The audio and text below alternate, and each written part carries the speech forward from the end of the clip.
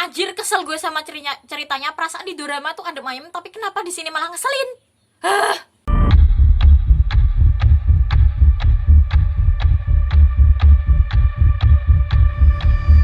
Hai teman-teman, apa kabar? How are you? Halo, ketemu lagi sama aku Fenda di sini. Di video kali ini aku bakalan nge-review buku terbarunya Minato Kanai Sensei, yaitu Ferris Wheel at Night. Puas banget, apalagi tanggal 11 kemarin waktu Festival Buku Asia aku udah ketemu sama Minato Kanai Sensei dan tahu backstory dari buku ini. Ferris Wheel at Night ini tuh bercerita tentang seorang kepala keluarga yang terbunuh di sebuah perumahan elit dan sang istri menyerahkan diri ke polisi bahwa dia lah yang telah membunuh si suaminya. Nah, dengan ayah yang terbunuh dan ibu sebagai tersangka, gimana sih anak-anak ini tuh bakal dipandang di masyarakat? Oke, dari sinopsisnya tuh aku merasa kayak baca jurnal sosial, bukan lagi baca novel. Karena di sini tuh ada pertanyaan kayak gini, apa peran tetangga setelah kasus ini terjadi? Lalu yang terpenting, mengapa insiden ini bisa terjadi? Oke, so ya mari kita baca karena sinopsisnya menarik.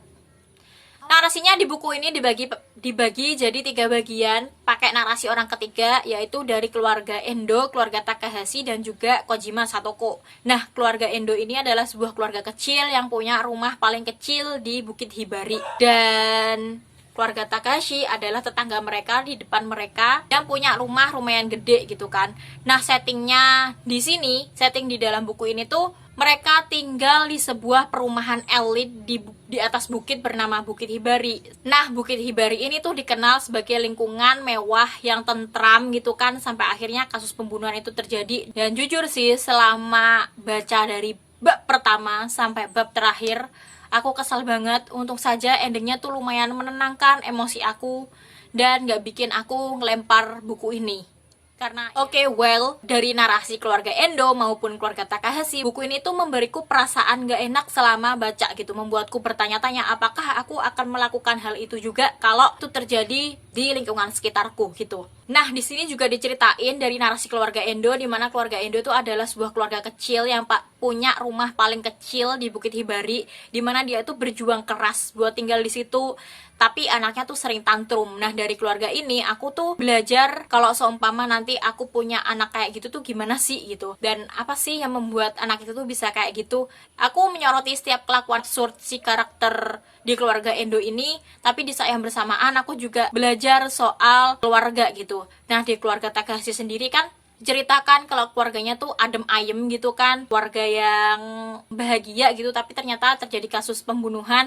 Dan aku di situ juga mulai bertanya-tanya gitu, kalau emang di dunia ini ada yang sempurna ya? Emang orang yang terlihat bahagia itu apa emang selalu bahagia? Dan dua keluarga ini memberiku perasaan yang berbeda banget. Dimana setiap aku baca narasinya keluarga Endo, aku pasti bakalan kesel sampai ubun-ubun. Sedangkan kalau aku baca narasinya keluarga Takahashi, aku tuh sedikit merasa hangat tapi juga agak kesel gitu sama ketidakpedulian mereka terhadap satu sama lain gitu. Sampai pada akhirnya kasus itu terjadi dan mereka tuh mulai nggak diterima di mana-mana kan. Mereka dipandang sebagai antara anak korban dan juga anak pembunuh, dan orang-orang tuh mulai gak berbicara gak enak pada mereka, sampai akhirnya tuh mereka mulai mencari satu sama lain. Di situ aku merasa hangat banget waktu baca, tapi kesel sama kelakuan orang-orang yang ada di sekitarnya. Kenapa kelakuan orang yang ada di dalam novel ini tuh gak ada yang bener dan juga bikin kesel gitu kan. Alurnya sendiri tuh maju mundur cantik, tapi aku gak sadar kalau sebenarnya tuh alurnya maju mundur cantik. Soalnya aku tuh mungkin udah terlilit dengan perasaan kesel yang benar-benar sampai ubun-ubun, sampai akhirnya aku tuh nggak perhatian kalau sebenarnya alurnya ini tuh lagi mundur.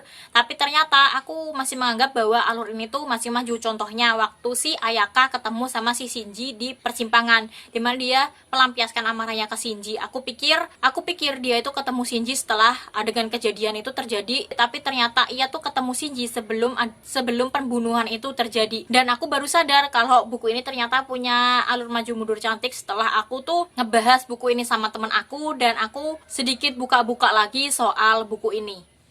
Dan di novel ini aku nggak suka banget sama Ayaka Endo. Dia tuh sok banget dan dia adalah sumber kekesalanku dan sumber kebencianku pada novel ini. Padahal di dramanya Ferris Wheel at Night itu adem ayem gitu, nggak ngeselin kayak bukunya gitu. Karena di dramanya itu diceritain kalau keluarga Endo dan keluarga Takahashi itu berteman, tapi kan di novel ini tuh mereka itu cuma sekedar tetangga, sapa aja tuh nggak pernah.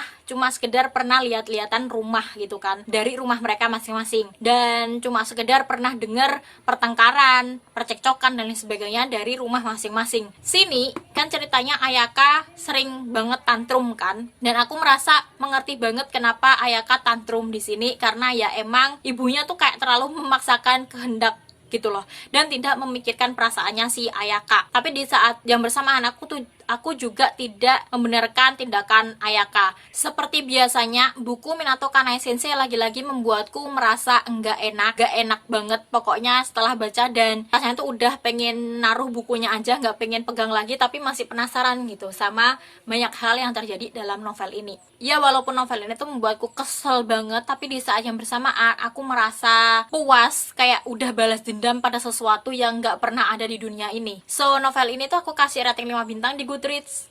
Buat kalian yang udah baca, menurut kalian novel ini tuh gimana? Dan kasih tahu aku pendapat kalian tentang novel ini di kolom komentar ya. So sebelum video yang berakhir, kalian jangan lupa untuk klik tombol subscribe di bawah dan klik lonceng notifikasinya, dan share video ini ke teman-teman kalian ya. See you next video guys, bye bye.